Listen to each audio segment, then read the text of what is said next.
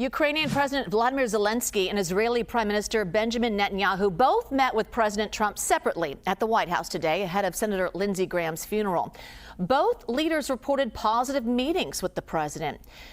Charles Kupchan, senior fellow with the Council of Foreign Relations and former Clinton and Obama National Security Council member, joining us now to talk more about this. So, Charles, how important is this meeting as the tension between the U.S. and Israel continues? Well, I think the biggest meeting of the day was clearly Netanyahu and Trump.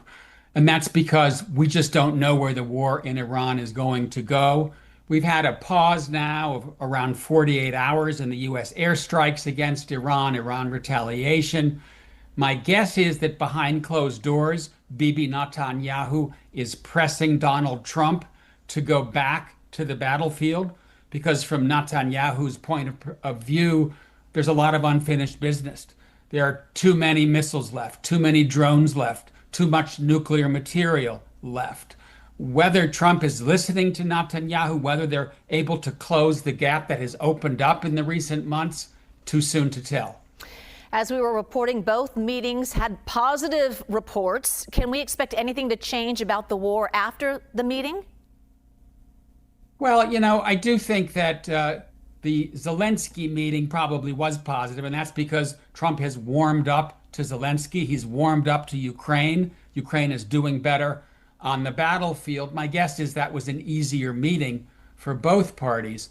On the Trump meeting with Netanyahu, they're coming off a couple of months in which their relationship has deteriorated, and in which American support for Israel, both in the Democratic Party and the Republican Party, has begun to crack. So my guess is that conversation was more difficult, even though Trump and Netanyahu have already met 7 times during Trump's second term. But again, I think there are different incentives here. Bibi is running for re-election. He's got unfinished business in Gaza, in Lebanon, and Iran. He wants to press forward. Donald Trump, heading into the midterms, wants oil prices to go down, wants the affordability crisis to ease. He faces different electoral incentives. That, I think, is pushing the two leaders apart. Charles Kupchan, thank you.